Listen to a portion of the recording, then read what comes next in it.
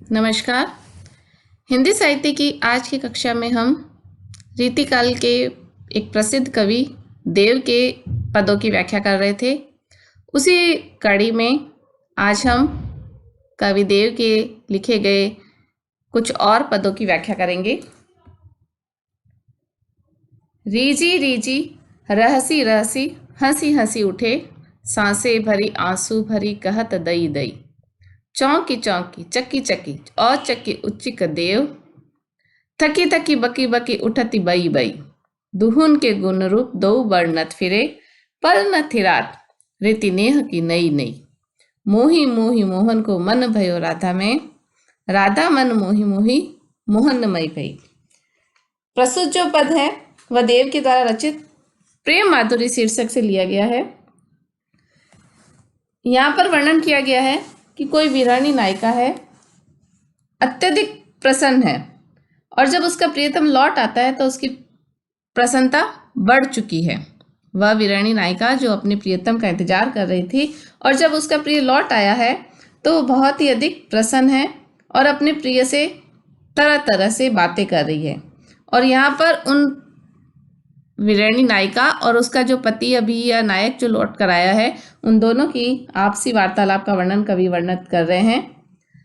कवि कह रहे हैं कि नायिका अपने प्रियतम पर मोहित होती है। रीजी रीजी रहसी, रीजी रीजी यानी किसी के ऊपर मोहित होना, खुश होना, अत्यधिक प्रसन्न होकर वह उस पर मोहित हो रही है, खुश हो रही है। रहसी रहसी हंसी हंसी उठे, रहसी रहसी वह अपने भीतर जो बहुत सारी बातें हैं वह उन्हें छुपाती है। अभी तक वह जिस दुखी अवस्था में थी उसको छुपाती है, मन में और जो बातें उनको वह छुपाती है और वह कभी कभी अपने प्रियतम के समक्ष हंस पड़ती है। सांसें भरी आंसू भरी कहत दई दई, कभी आंखों में वह आंसू भरकर दई दई देव देव कहती है, हे देव ऐसा कहती है क्योंकि वह स्मरण कर रही है अपने विरह काल को। चौंकी चौंकी चक्की चक्की और चक्की उच्चिक उच्चिक देव, वह कभी चौंक कर थक कर बार बार वह अपनी बातों को बड़बड़ाती भी रह रही है, अपनी बात पर जिद करती है। चौकी चौकी चक्की चक्की बात को बढ़ा बढ़ा कर कह रही है और ऐसा कह रही है, ऐसे कहते कहते कवि वर्णित कर रहे हैं कि इस प्रकार वह बई बई यानी बड़बड़ा रही है। थकी थकी बकी बकी उठती बई बई, बार बार वह किन्हीं बातों को छुपा रही है, किसी बात को बढ़ा चढ़ा कर कह रही है, अचानक से हंस पड़ती है, कभी उसकी आंखों में अश्रु आ जाते हैं। तो एक विचित्र सी स्थिति कवि ने उस नायिका की अनुभव की है जिसका वर्णन वह कर रहा है। दुहुन के गुण रूप दो वर्णत फिरे, पल न थिरात रीति नेह की नई नई। कवि वर्णित कर रहे हैं कि नायिका नायक के रूप और गुण का वर्णन कर रही है और जो नायक है वह नायिका के रूप और गुण का वर्णन कर रहे हैं। दुहुन के गुण रूप दो वर्णत फिरे, दोनों ही एक दूसरे के रूप और गुणों का वर्णन कर रहे हैं। पल न थिरात, एक पल के लिए भी उन्हें ठहरते नहीं है वह रूप का वर्णन गुण का वर्णन करने में। और नायिका है वह इस प्रकार से रोने में, अश्रु बहाने में, हंसने में, रीझने में एक प्रकार से एक पल भी वह ठहरते नहीं है। तो देव कह रहे हैं कि इस प्रकार ये प्रेम की जो रूप है, प्रेम की जो रीति है, ये नई नई सी प्रतीत हो रही है। ये प्रेम की नई रीति का एक प्रकार से अनुभव करा रहे हैं। कवि आगे वर्णित कर रहे हैं, मोही मोही मोहन को मन भयो राधा में। कवि एक प्रकार से उन नायक और नायिका को जब साधारण नायक नायिका कहते हैं तब तो वह यह मान लेंगे कि नायिका मोहन या कृष्ण जैसे अपने प्रियतम को मोहित करती है और स्वयं राधा जैसी बन जाती है।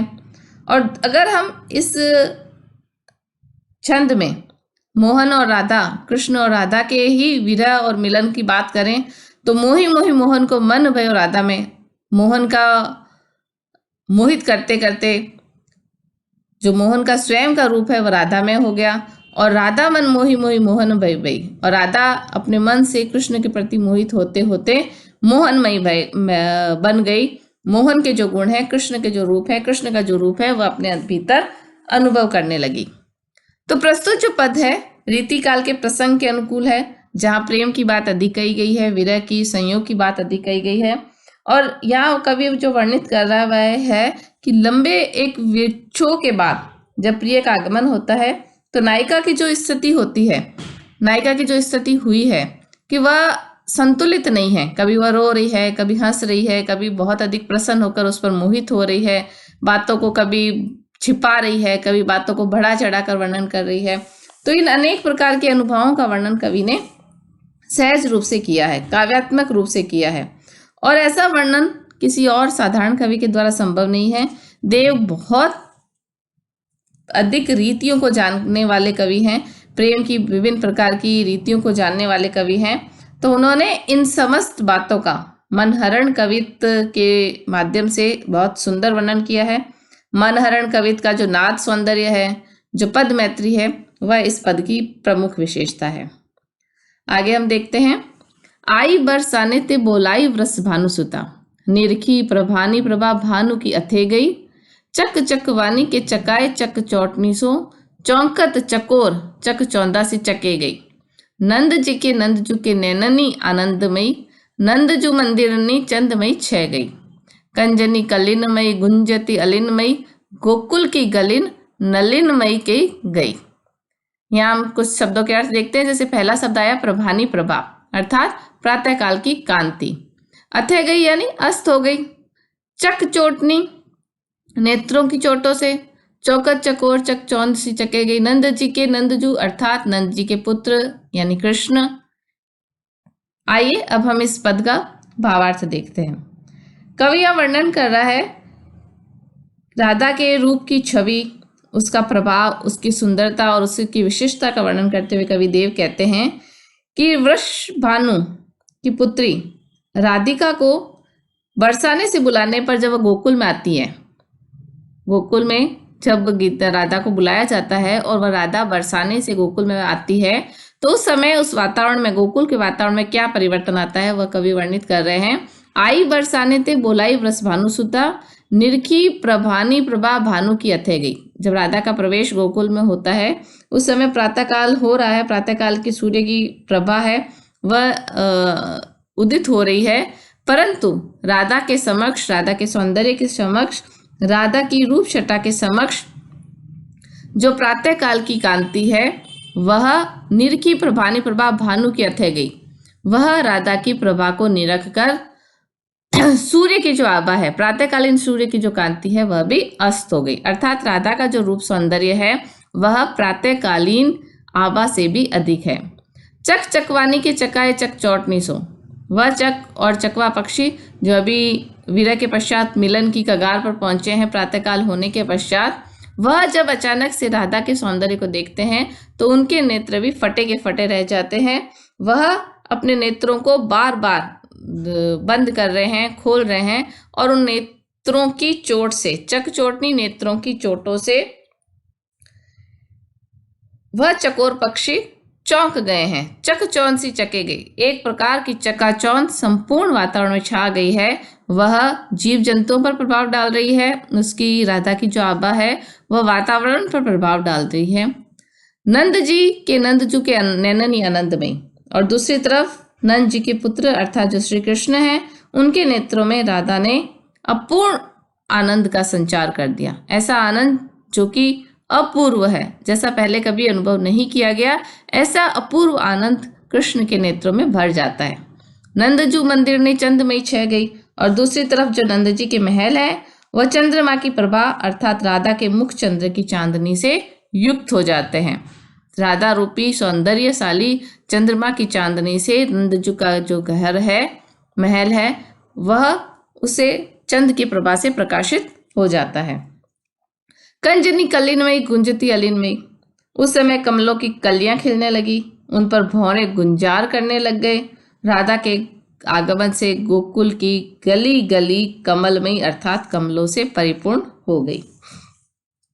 तो यहाँ कवि ने राधा के सौंदर्य को दिखाने के लिए कहीं उसे सूर्य की प्रभा से भी अधिक प्रभावशाली बताया है, दूसरी तरफ उसे चंद्रमा के समान बताया है, और जब वह कमल के खिलने की बात कहता है तो उस समय पुनः वह उसे सूर्य का रूप देता है। तो सूर्य से भी अधिक प्रभावशाली, चंद्रमा से भी अधिक सौंदर्यशाली राधा जी का आगमन जब गोकुल में होता है तो चारों ओर का जो वातावरण है वह हर्षोल्लास से युक्त हो जाता है, आनंद से युक्त हो जाता है, प्रभा से युक्त हो जाता है। राधा के मुख की अनुपम लावण्य का रूप का वर्णन करने के लिए देव ने यहाँ अतिशोक्ति अलंकार का प्रयोग किया है। अनुप्रास, यमक, रूपक, उपमा अलंकारों का भी सुंदर प्रयोग हम देख सकते हैं। यहाँ प्रयोग सहज रूप से न होकर के चमत्कार मूलक प्रयोग अलंकारों का हम देख सकते हैं। छंद की दृष्टि से कवित छंद में लिखा हुआ प्रस्तुत पद मैत्री की दृष्टि से प्रशंसनीय कहा जा सकता है। आगे का पद हम लेते हैं। राधिका काना को ध्यान धरे, तब काना हवे राधिका के गुण गावे। त्यों असुबा वावर से बरसाने को, पाती लिखे लिखी राधिका के द्वावे। राहो हुए जारत ही छिन में वह, राधे हुए जात है छिन में वह, प्रेम की पातीले छाती लगावे। आपू में अपुन ही उर्जे, मुरजे विरुजे, समुझे समझाए। तीसरी पंक्ति में जो राहो है वास्तव में ये राधे है। यहाँ पर ये वर्णित कर रहे हैं कविदेव वर्णित कर रहे हैं कि जो राधा है वह कृष्ण से दूर है और वह कृष्ण को याद कर रही है, कृष्ण का ध्यान कर रही है। श्री कृष्ण का ध्यान करते करते राधा कृष्ण को पत्र लिख रही है और पत्र लिखते समय जो राधा की स्थिति होती है यहाँ उसी का कवि ने वर्णन किया है। कविदेव कह रहे हैं कि राधा कृष्ण का ध्यान कर रही है, राधिका काना को ध्यान धरे, तब काना हवे राधिका के गुण गावे। और वह कृष्ण का ध्यान करते करते, कृष्ण के बारे में सोचते सोचते, उसके रूप के बारे में सोचते, उसके गुणों के बारे में सोचते सोचते वह कृष्ण के रूप में इतनी अधिक तल्लीन हो जाती है, तब वह स्वयं को कृष्ण ही मान लेती है। वह राधा को भूलकर, अपने मूल रूप को भूलकर कृष्ण को ही अपना अनुभव करने लग जाती है कि मैं कृष्ण ही हूँ। तब काना हवे राधिका के गुण गावे। और जब वह ये अनुभव करती है कि वह कृष्ण है, तो कृष्ण बनने के पश्चात वह स्वयं अपने ही गुणों का अर्थात राधा के गुणों का वह गुणगान करने लग जाती है, क्योंकि वह स्वयं भूल चुकी है मैं राधा हूँ, वह स्वयं को कृष्ण समझ रही है, इसलिए अब वह कृष्ण के रूप में राधा के गुणों का ध्यान करने लग जाती है। उसकी आंखों से आंसू बहने लगते हैं। त्यों आंसू वा बरसे बरसाने को, उसकी आंखों से आंसू बहने लगते हैं। और जब वह राधा को स्मरण कर रही है तो वह राधा को अब पत्र लिखने लगती है। वह बरसाने को पत्र लिखती है और पत्र लिखते लिखते पाती लिखे लिखी राधिका के द्वारे। और उस समय वह अपने आप को कृष्ण अनुभव करते हुए राधिका का ध्यान लगाती है, राधा को पत्र लिख रही है। राधे हुए जारत ही छिन में वह। और जब वह राधा का स्मरण करती है तो वह पुनः राधा बन जाती है, क्षण में ही वह राधा बन जाते हैं। और इस समय जब वह ये देखती है कि कृष्ण का पत्र उसके हाथ में, क्योंकि अभी उसने जो पत्र लिखा वह कृष्ण के रूप में राधा को लिखा, तो वह उस पत्र को प्राप्त करके स्वयं ही उस पत्र को लेकर अपने हृदय से लगाती है, फिर और उसे अपने सीने से लगाती है। प्रेम भाव से विभोर होकर वह स्वयं अपन को ही भूल जाती है, अपनेपन को भूल जाती है। वह कभी तो स्वयं को कृष्ण समझती है और फिर थोड़ी देर में स्वयं को राधा मान लेती है। इस प्रकार वह अपनी ही उलझन में उलझ जाती है। मुरझे विरुझे समझे समझावे, वह अपने आप को उलझाती है, कभी अपने आप को समझाने की कोशिश करती है और इस प्रकार उसकी एक विचित्र ऐसी ही स्थिति राधा की हो गई है। प्रस्तुत जो प्रेम की दृष्टि से ये जो पद है बहुत ही सुंदर पद है। इसे यदि आध्यात्मिकता की दृष्टि से देखें तो भी एक बहुत ही गहरे अर्थ का ये यहाँ बखान करता है, और यदि इसे रीतिकालीन प्रेम की दृष्टि से देखें तो भी ये एक विलक्षण पद है। जब नायिका नायक का स्मरण करती है तो वह स्वयं को नायक मान लेती है और वह अपने आप को नायक अनुभव करके पुनः नायिका के विरह का अनुभव कर रही है और उसके लिए वो पत्र लिखती है। और पत्र लिख के जब उसे स्मरण पुनः अपनी प्रेयसी का आता है, प्रेयसी के रूप में उस पत्र को प्राप्त करके स्वयं के द्वारा लिखे गए पत्र को लेकर वह हृदय से लगाती है। इस प्रकार उलझन में है अपने रूप के संदर्भ में, अपने वास्तविक अस्तित्व के संदर्भ में, और उसे सुलझाने का प्रयत्न करती है। पूर्व राग की स्मरण दशा का जो वर्णन प्रस्तुत पद में किया गया है अनुप्रास और यमक अलंकार का प्रयोग करते हुए, तो बहुत ही सुंदर प्रेम की स्थिति का वर्णन कवि ने यहाँ पर किया है। ये सवैया छंद बहुत अधिक सुंदर रूप से लिखा गया है जिसमें प्रेम का जो वास्तविक रूप है उभर कर सामने आता है। आगे का पद हम लेते हैं। पावरनी ते पावड़े परे हैं, पूर्व पौरी लग, धाम धाम धूपन के धूप धुनियत है। कस्तूरी अगर सार चौवा रस घनसार, दीपक हजार ते अंधार लुनियत है। मधुर मृदंग राग रंग के तरंगिनी में, अंग अंग गोपिन के गुन गुनियत है। देव सुख साज महाराज ब्रजराज आज, राधा चूके सदन सिधारे सुनियत है। पावनी पांव, पौरी द्वार, धाम घर, धुनियत मंडराना, घनसार कपूर, लुनियत यानी दूर करना।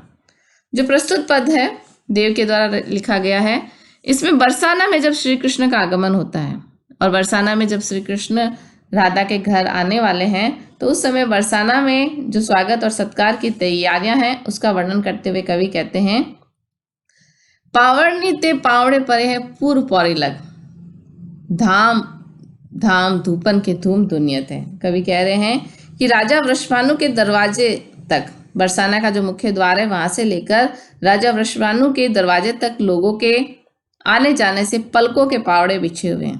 पावरनी ते पावड़े, लोगों की पलकों के पावड़े बिछे हुए हैं, लोग इंतजार कर रहे हैं। पलक पावड़े बिछा के जैसे इंतजार करना होता है तो वैसे इंतजार कर रहे हैं। और प्रत्येक घर में धाम धाम धूपन की धूम धुनियत है, और प्रत्येक घर को सुगंधित अगरबत्ती से धूप से सजाया गया है, जिसका धुआं है वह उड़ रहा है। वहां पर सभी घरों में कस्तूरी अगर सार चौबा कपूर आदि सुगंधित द्रव्यों से मिश्रित हजारों हजारों दीपक जलाए गए हैं, और उन दीपक से एक तरफ तो खुशबू फैल रही है और उसके साथ साथ अंधार लुनियत है, अंधेरा भी दूर हो रहा है। वहां पर मृदंग की मधुर ध्वनि और अनेक प्रकार की राग रागनियों के जो स्वर हैं, उसकी जो स्वर लहरियां हैं वह उठ रही है, और गोपिकाओं के अंग अंगों के गुणों के वर्णन किए जा रहे हैं। गोपिन के गुण गुनियत है। इस प्रकार से संगीत का वातावरण भी है। मधुर मृदंग पर राग रंग तरंगिनियां खेली जा रही है, बजाई जा रही हैं, वादन किया जा रहा है, और उन वादनियों में गोपियों के गुणों का बखान किया जा रहा है। कविवर देव कहते हैं कि इस तरह के उल्लासपूर्ण वातावरण और तैयारियों का कारण यह है कि क्या कारण है, इतनी अधिक तैयारियां क्यों की जा रही है। तो देव कवि कह रहे हैं, सुख साज महाराज ब्रजराज आज भगवान ब्रजराज श्री कृष्ण राधा के घर पर पधार रहे हैं। राधा जो कि सदन सिधारे सुने थे, ऐसा सुनने में आ रहा है कि ये सब तैयारियां इसलिए की गई है कि आज महाराज ब्रजराज अर्थात श्री कृष्ण राधा के घर में पधारने वाले हैं, आने वाले हैं, जिससे चारों तरफ इस प्रकार खुशहाली का, खुशबू का वातावरण फैल रहा है। यहाँ पर कृष्ण के स्वागत के लिए प्रसन्नता सूचक वर्णन कर कवि ने बरसाना की जो शोभा है उसका स्वाभाविक वर्णन भी किया है। कवि ने कवित्व छंद में उचित यति गति और पद मैत्री का प्रयोग करते हुए सुंदर रूप से इस छंद का प्रयोग किया है। तो विद्यार्थियों, आज हमने देव के कुछ पदों की व्याख्या की और देव की जो प्रवृत्ति है उसका भी कुछ जो कुछ संक्षेप में हमने देव की प्रवृत्ति, देव की काव्य सौंदर्य को भी जानने का प्रयत्न किया। आगे की कक्षा में हम देव के कुछ अन्य पदों की व्याख्या करेंगे। धन्यवाद।